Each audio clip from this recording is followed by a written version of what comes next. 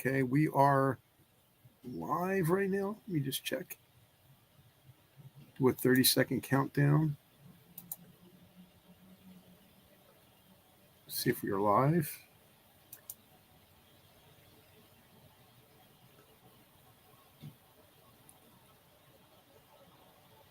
Come on, Facebook. Yeah, we are live, Jimmy. So go ahead. I'm going to put it on your channel. Go ahead. You can do the intro. Radio Quinn, bass player for Boghat, and you are listening to Jimmy Deal on Hamilton Radio. Woo! Hey, Doug. I love that guy. He was so cool, man. Oh, Rodney is the best, man. You met him, right? Yeah, I did. Foghat, I hung out with him backstage in Atlantic City. How cool was that, man? It was such a good time, and Rodney was such a great guy.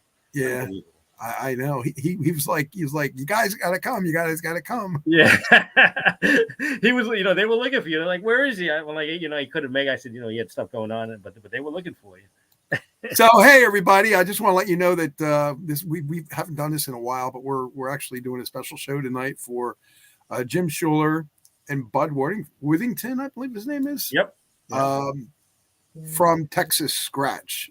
So they're supposed to be here very soon. We're going to give them a couple minutes extra, but it's the Jimmy Deal Celebrity Spotlight. Of course, I'm Doc G, and this is Jimmy Deal. Yeah, great to be see you. This is actually my first show of the year, Doc. So first show of 2024. Yes, and I hope it's going to be a good year. I hope so, man. Don't know the way things are going already. I don't know. So what's been going on, Doc G? I haven't talked to you in quite a while. Music wise, there's a lot of good things brewing around. A lot of great new older bands coming back. Right. Or, giving it maybe one last run. We were just talking about the one last tour here, one last tour there. You mentioned Tony Orlando is going to be out on the road doing some touring. Atlantic City coming up, I believe, in March. I'm going to be at that show, actually. It's his last Atlantic City show. He just recently had his last Las Vegas show at the South Point. So wow, that's good. And he's doing great on the radio, too. He is. He's at WABC. Yeah, he's doing really well there. Yeah. That's awesome. I'm so glad he's doing great. I love when I see success of people, and our good buddy Cadillac John Seville, he's doing great. Cadillac John Seville. He's the king of Connecticut. There's no keeping him down, is there? No way, not John Seville, man. He's at it. If he's not on the radio, he's DJing here, DJing weddings, and hosting shows at bars and show houses. He's amazing. That's awesome. Yeah, John Seville is amazing, man. So, but yeah, I'm looking forward to Texas Scratch. Hopefully these guys show up. Buddy is here. Let's see if Buddy's going to join us. Buddy, are you here? Oh, Buddy's coming in. He's coming in. Buddy, you with Jim as well? He's setting up his audio. Oh, yeah. Everybody, we might have Buddy. We might not. We'll see. Hopefully Buddy will be here with us. And hopefully Jim will join us too, I hope. Jim Suhler, that'll be awesome. Buddy, can you hear us, buddy? Can't even hear us yet. Yeah, looks like he's setting himself up there. Yes. Oh, there you go. Hey, buddy. He can't hear us yet. Unmute yourself, buddy. Unmute yourself, please. There you go. He's got to hit that little button and take that off the microphone there. Yeah, that's all you got to do, buddy. It's not allowing me to unmute you. So you have to unmute yourself, please. It says your mic is not connected. If that you can hear me. Yeah, it's Is Jim coming? Just answer yes or no. Well, I thought he was. Oh, you're here. Hey, you're here. There you go. Hey, buddy. Great to have you on with us, man. And what I had done, I must confess, there were 2 Zoom meetings today, and I hit the link for the wrong meeting. Oh, okay. Okay. It's not like we ain't done that before. Yeah. Buddy, are you on a laptop? No, desktop. Desktop. Just bring your monitor, bring your head up a little bit or bring your monitor down. Okay, well, I'm afraid if I move it, something will happen. How's that? That's good. That's good. How you doing, by the way? We're not so bad. Jimmy Deal and Doc G. Not so bad. Doing okay. Nice to have you with us. We're Well, excited about talking to you guys. Awesome. So, congratulations on the release of the debut album there, Texas Scratch. Tell us about the album. Tell us about putting that album together. It's one of those things that we recorded this record 14 years ago, and it was the label that we were on sort of shelved it for whatever reason after we got the basic tracks done before it was mixed or finished for that matter. And it sat there for nearly 15 years and was finally picked up by Quarto Valley Records. Right. And they've got it out, and they're really putting a lot of promo behind it. And we've been doing a lot of press for it, and hopefully everything's going to, be good for us. I hope so. Yeah. Why did it take so long, buddy? Why the halt on the release? I wish I could tell you.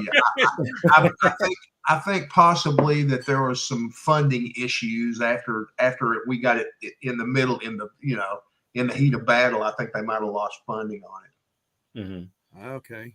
Yeah, I mean, it's a phenomenal album. It really is a great mix of rock and roll and blues, man. I mean, you guys sound fantastic.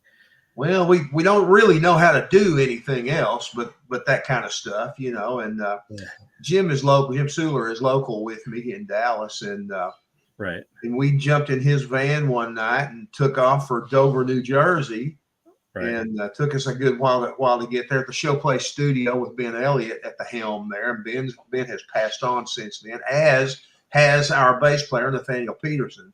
So I guess we better get busy before we're all checking out, Yeah, absolutely.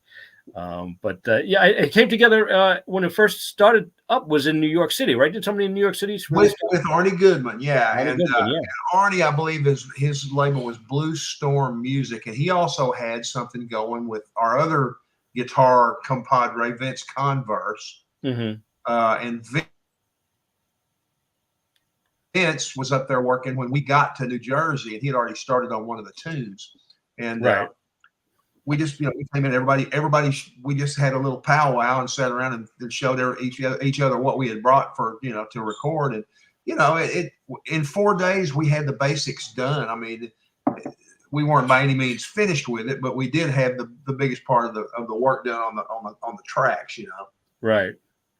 And what about forming the band together with Jim, and how did that all happen? How did that come together with the members? Jim and Jeff play with George Thorogood, right?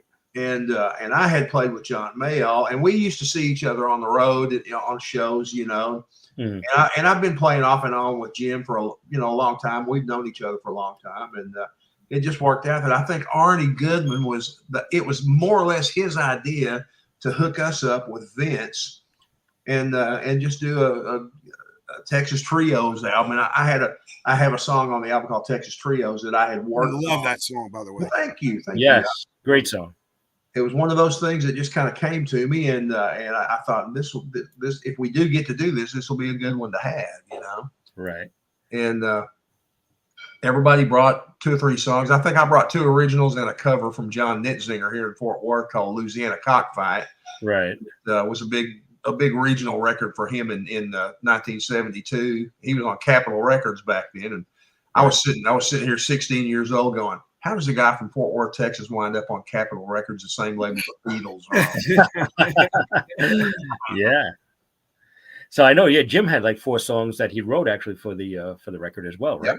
Yep. Wow. And Vince had a couple too. Vince had, I think, maybe 3, either 2 or 3 originals and a cover by King Solomon Hicks. Mm-hmm. And we just looked at it and came in, and I mean the songs that we constructed and wrote, we came in and made sure that everybody understood how they all went and everything. But after we got them together, started putting the solos on and stuff like that, we just had fun with it, and yeah, sitting in a room kind of looking at each other and, okay, you take this one, So you guys always been a big fan of the blues? Well, like I say, I was in John Mayall's band for 15 years, and I'm a music fan first and foremost. I like pretty much everything that I can do. I'm not much of a jazz guy. I can't do anything like that. But country, rock, and blues, that's been my stock in trade for a long time. And I grew up here in Fort Worth, and Freddie King was here, and he was very available on a lot of the shows, so I could get out and see guys like that. And he was like more at the rocking end of the blues, you know what I mean? And just really great stuff to grow up with.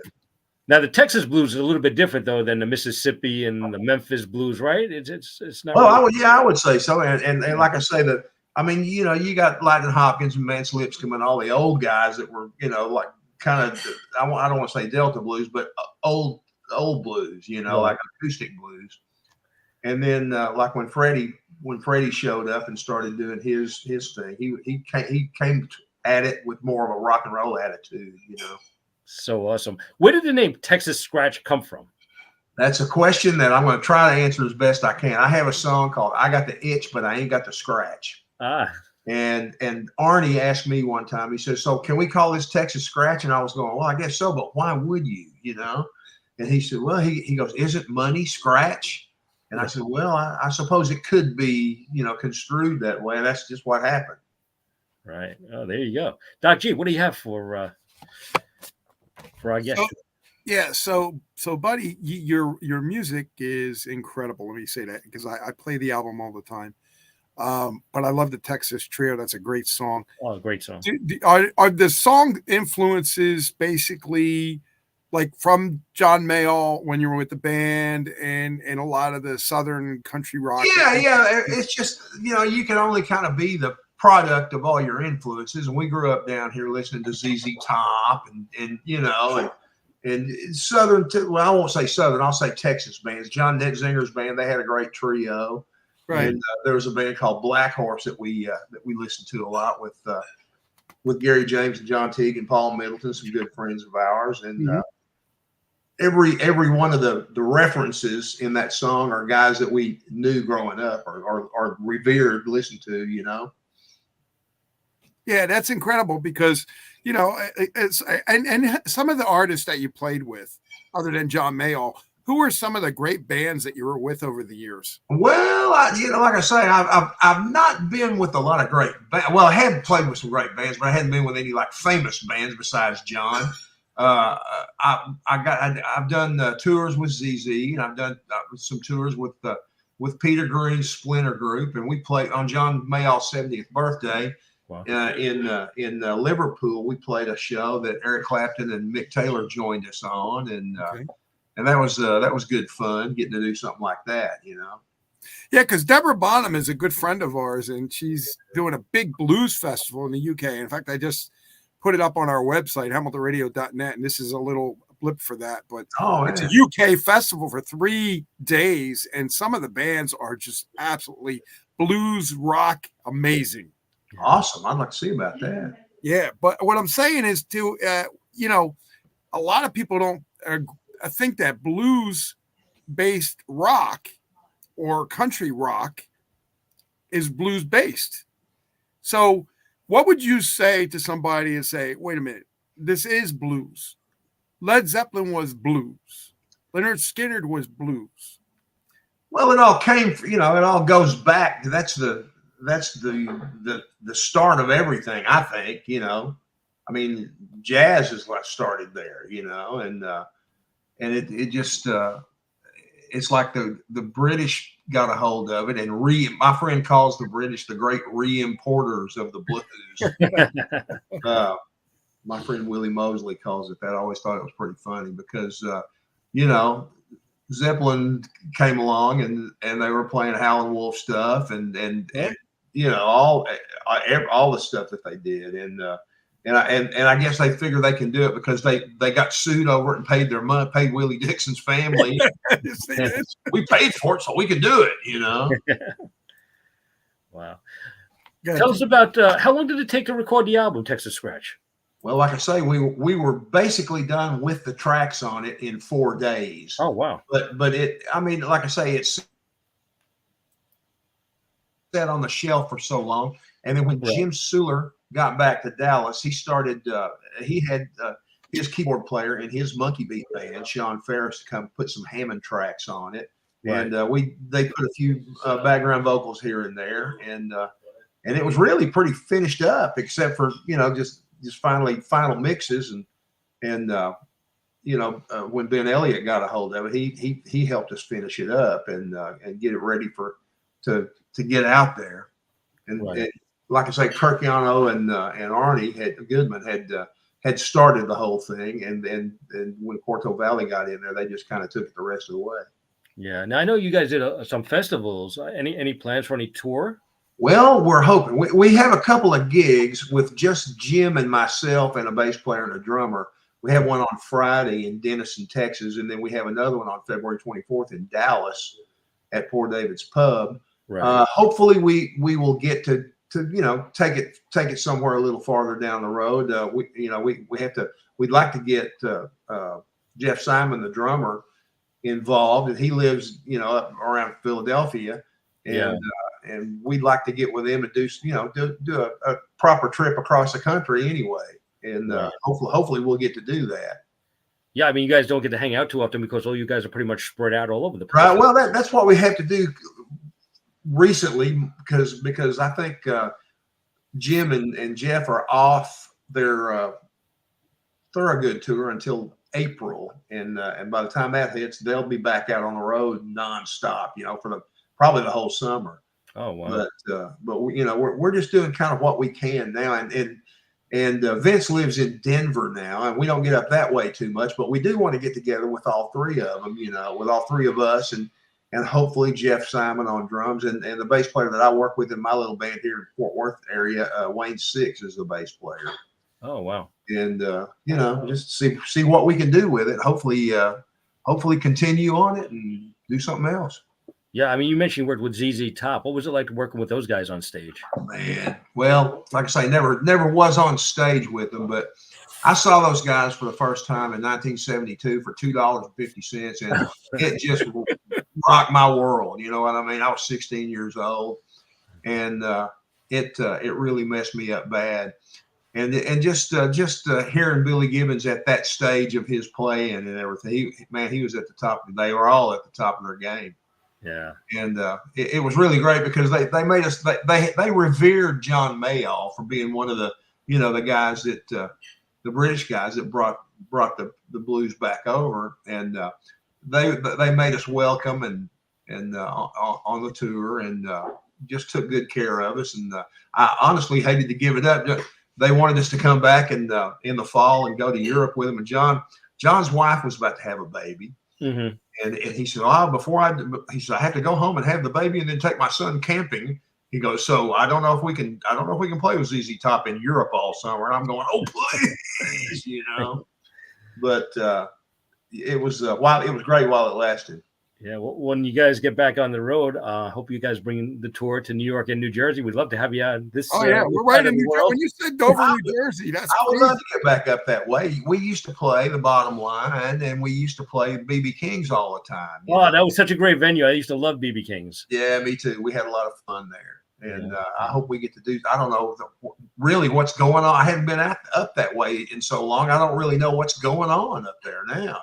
Yeah. But we sure used to have some great times. We used to play. The one in the house in Piermont, the Turning Point. Oh, okay. We used to play over there a lot, and had a lot of fun doing that. They would they would sell the house out at like $60 per seat. And then turn the house and do it again, and we do 2 shows in a night. It's John McAvoy's place up there. Nice. And I'd like to come up there and play that one again. That's pretty cool. Pretty awesome. Who was some of your favorite blues artists growing up that really influenced you? Well, like I say, Freddie was a big one. And everybody down there listened to Jimmy Reed a lot. And there's a guy from Fort Worth named Ray Sharp that had a song called Linda Lou that was a big deal, and he had a hit record with that, and that was one of the. When I was playing those songs, like Linda Lou and stuff like that, I was actually in a country band. Oh, really? Which I kind of grew up in because, if you're going to play music for a living down here, you have to be able to play a little bit of everything, right? Just to keep the lights on and the water running, if you know what I'm saying, and hopefully we can continue to do that at this late date. Yeah. Now you play guitar. How did that all start for you with the guitar and stuff? Is that the only instrument you play, and how did you get started? Yeah, that's the only one I ever really got interested in. My sister she was a great singer. She didn't play an instrument, but she was a great singer, and she had a fabulous record collection. She had 45s and LPs of just about anybody you could think of, and unusual, for a teenage girl to have. Jimmy Reed and the Slim Harpo records, and John Mayall records, and the Temptations and the Four Tops, and of course all the English guys too on top of that.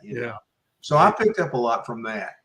and we had a lot of country music going on. My folks were big fans of Bob Wills and the Texas Playboys. Oh, sure. The Western Swing thing. Right. And there were 2 TV shows, and one in Fort Worth and one in Dallas, called Cowtown Jamboree in Fort Worth and Big D Jamboree in Dallas. And it was like a 30 minute or maybe a 1 hour live TV show every Saturday to kind of get people, primed up for coming out to that show, that night. And they would have, you'd see Willie Nelson and Waylon Jennings back when they're wearing turtleneck sweaters and wow, freshly shaven and all that, Well, the main reason I watched it, I wanted to see what kind of guitars and amps those guys played, Absolutely. And they had a lot of Telecasters and a lot of twin reverbs and stuff like that, Did you guys hang in Gillies when it was popular back in the day? I was playing down in Houston quite a bit back then, but I was already in my rock and roll band phase. We played down in Houston at a place called the Alley. That was a big deal in the '80s when all that was going on. I knew the Gillies thing was going on, but I never really hung out over there. I know a lot of people that did. Yeah, a lot of country acts went through there for sure. Doc G, go ahead. What does he have for Buddy? Yeah, well, is there a lot of new songs actually going to be coming out soon after this, or this is the last? Well, like I say, hopefully we can get back together and maybe while we get out and work on it, maybe the creative juices will get flowing again and maybe have another chance at it. I sure hope so. And some of the venues that you said played on the East Coast, did you ever go down like to Georgia and different areas like that? Yeah, we went to Atlanta and played the Variety Playhouse there, and we played, let's see, I believe it was the Coca-Cola Roxy was another one that we played in Atlanta. And we had a couple of clubs in North Carolina that we would do, and just wherever they had John booked, we would just get, if we're playing in the States, generally he would rent a couple of Lincolns or like a couple of town cars or a couple of Cadillacs. And if we were in Europe, we had a bus because, nobody wanted to drive over there. And it was just a nonstop thing. We would drive all day. John's thing used to be he would get in the back seat and put an airline mask on and go to sleep and leave me to drive. You know what I mean? I think that was my whole the real idea that I was there was that I was an okay driver. You're a good driver, yeah. And there's got to be somebody sane amongst the group, right? That's right. Oh, that's funny. Absolutely. What about the songwriting process for you? What is that like? Well, it's so weird. Like I say, I just had a birthday back in December, and I'm not going to tell you how old I am. Happy birthday! Happy birthday! Thank you. I'm not going to tell you how old I am, but you can probably guess. But it just seemed like it used to come to me a lot easier than it does now. I would be on the road. I mean, I have to be living that life for it to wake up in me. You know what I mean? Running down the road in a car and see something and get an idea. But I've used up most of the ideas that I've had over the years in the songs on my own solo albums. I got a couple of solo albums, and as a matter of fact, Texas Trios and I Got the Itch, but I Got the Scratch are on one of my albums called Six String Svengali. Oh, and wow. The reason that was because we thought Texas Scratch was not going to come out. So I thought, well, I got to use these songs and get them out there somehow, But Svengali didn't have near the impetus behind it that this record does. So I'm hoping that it, gets a lot more attention. It already has got a lot more attention than that record did. So that could be a good thing. Right. And if I could get back out and work at it and be in that world again, where I was thinking about playing music every day and going to a gig or hitting a guitar shop or whatever, you know what I mean, hitting a cool restaurant somewhere, taco stand or whatever, you might get an idea that for a tune, and I used to always have one on the back burner. I don't seem to have that as much anymore, but I'm going to try my best to get back into it. Right. Now, as you said, you recorded Texas Scratch back in 2009, and and you listen to it now. It sounds so good. It's definitely held the test of time. It sounds fresh. Well, thank you so much. We were happy. Just like I say, we hadn't heard it in so long that Jim Suhler sent me. It was funny because Jim saw it on social media that it was coming out, and he could, or that it was out, and he hadn't seen it, or nobody had told him anything. He said, "Hey man, this record is out. we need to get together and see what we can do about backing it up and promoting it." You know what I mean? Right. Was there a time, I guess, you guys thought it wasn't coming out, right? It was a big surprise when it did come out. It did. It was a big surprise. I mean, because it was like we'd hear from the New York guys, and they go, "Okay, well, it'll be out in February. Well, no, it'll be out in April. It'll be out in September." And this just went on, and we finally went, yeah. And sure enough, there it was one day. Yeah, that's so awesome. And well, hopefully there'll be a follow-up, to this album, and it'll keep going. I sure hope so. So that'll be great. And please come out to New York and New Jersey. We'd love to have you out this way. We would love to do it. I hadn't been out that way in a good while, and it would sure be great to be back out that way. Any advice to anybody coming into the business today? What would you say to them if they want to get into the music business and be a guitarist?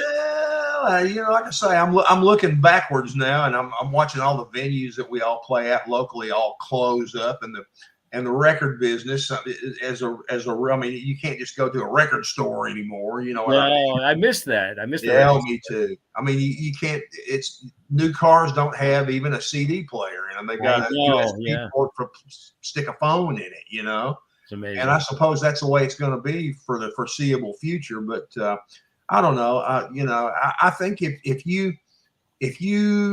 music grabs you like it grabbed me, I had to find some way to do it, and I hung in there for a good while. And then, like I say, when I met John Mayall, everything changed for the better, Right. So, yeah, hopefully we get a lot more people getting into the business and following your footsteps. I sure hope so. I hope they do better than I did. No, I think you did pretty good. You did great. Yeah. I think the 3D, well, just going back to the cars now, because I have a friend that works in the car industry, and I used to work on cars too. I think with the driverless cars, the way they are, the next entertainment console will just be the band performing live in 3D version. Every time a song comes on, it's going to be them performing right there. Well, that's right. I mean, somebody like Mayall wouldn't even have to have a driver then. So, I mean, maybe I could just sit in the front and face the back and play guitar, You don't even need a driver anymore. But anyway, buddy, I wanted to say thank you for coming here. If you could just do a quick intro for us to say, you're listening to Jimmy Deal Show, who you are, what you're doing, listening to Jimmy Deal Show on Hamilton Radio. Whenever you want to, you can say it. Okay. Let me tell me the name one more time. Jimmy G. Is it Jimmy G? Jimmy Deal. Oh, Jimmy Deal. Okay. Jimmy Deal Show on Hamilton Radio. Okay. Hello, everybody. Bud Whittington from Texas Scratch. You're listening to the Jimmy Deal Show on Hamilton Radio. Keep listening to the blues, y'all. So fantastic. Thank you so much, buddy. Before I let you go, I want to ask you have a favorite guitar to play?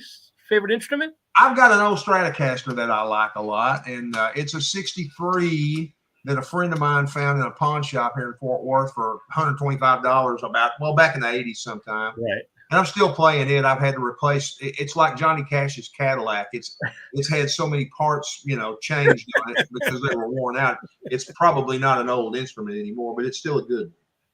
Right. And that's what you like playing on stage when you perform? Yeah, pretty much. I've got a couple of Stratocasters I like, and I've got an old Black Les Paul that I bought for $400 back in 1977 that it just won't go away. It's a hammer. It's not the greatest one I've ever had or anything. Well, it is the greatest one I've ever had because it's the only one I've ever had. Right. But you know what I mean? You get something like that, and you don't want to let it go. And I'll use it a while and go, this thing's making my back hurt. I'm going to put it back in the closet for a while and pull one of the others out, Yeah. And also, buddy, tell us how to get Texas Scratch. I know it's available on all streaming platforms, right? But how do you get the actual CD? Well, there is not a website at this point, but if there is a Facebook page called Texas Scratch, you can go there, and I believe it's connected up with Quarto Valley Records, or you could go to Quarto Valley Records' website. Okay. And it's available. I know it's available on Amazon. Mm-hmm. And I could tell you that I know that Jim Suhler has a few copies that he has rat holed and ready to shift across the country. So you might ask Jim about it if you talk to him. Oh, that'd be awesome. Thank you so much. And really, we appreciate you coming on and hanging out with us. It was an honor to have you. Thank you, buddy. I appreciate it. I'm happy to talk to you guys. Thank you, buddy. We appreciate Thank you so much, buddy. Okay, thanks a lot, guys. You have a good one. Thanks. Bye-bye. Have a great night. Bye-bye. All right, Jimmy. So we had to end it, which is great. He was a great guy. Yeah. Jim Awesome. didn't make it. That's okay.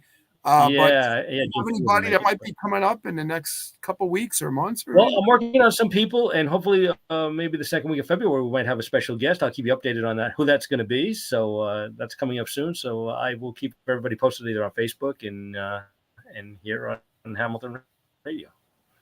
Absolutely. Thanks everybody for listening. This is a special edition of what about Jimmy you? Deal Show. What else you got going on?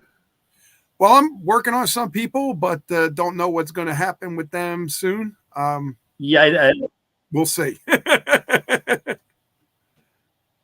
You're freezing. Okay, Jim. You're freezing. Yeah, I know you froze up on me a little bit here, so I just saw a little bit. Yeah, you too. But anyway, I want to thank everybody for listening tonight. Yeah, I mean, thank you so much for listening, everybody, and we'll catch you in a couple of weeks with a Celebrity Spotlight. Thank you, everybody. Have a good night, everybody. Bye-bye.